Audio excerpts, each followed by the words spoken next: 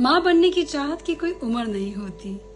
आपको यकीन नहीं होगा, अभी रिसेंटली 66 इयर्स की लेडी ने बर्लिन में एक स्वस्थ बेटे को जन्म दिया, वो भी नेचुरली कंसीव करके।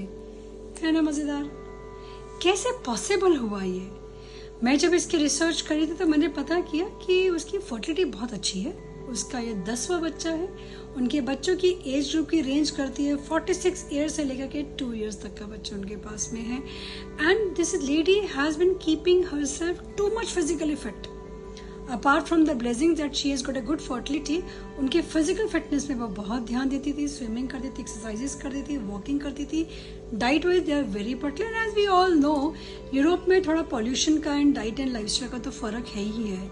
तो यही मैं अपने अक्सर पेशेंट से डिस्कस करती हूँ कि lifestyle makes a lot of difference. I will try to understand आपका सही खाना, proper healthy diet, exercising, keeping your psychology and emotional and your mental health in a healthier environment makes a lot of difference. Prove किया in Berlin की एक patient ने। अभी 66 years में 19th of March को उनकी डिलीवरी हुई and 2 days before this news has come into the very viral. मेरे बहुत सारे पेशेंट्स ने पूछा कि मैम आप तो कहते हैं हार्मोन्स बनने बंद हो जाते हैं, अंडे नहीं बनते हैं और इवन आईवीएफ से भी कंसेप्शन करने में मुश्किल हो जाएगा, तो कैसे उन्होंने कंसीव कर लिया? तो उसको जो मैंने डीकोड करने की कोशिश की है, तो हमने पाया कि कभी कभी ओवरीज आपकी स्पर्ट्स में डिलेड मेनोपॉज करती है, या वो आपके ऑफ एंड ऑन कभी ना कभी आपके oocytes बना देती है। तो अगर हेल्दी oocytes स्पर्म से फर्टिलाइज हो जाएगा, that miracle has happened with the lady which is a world record. So don't take it very regularly। कोई रेगुलर प्रैक्टिस नहीं है और ये बहुत कॉमनली होता भी नहीं है, बट हुआ तो है।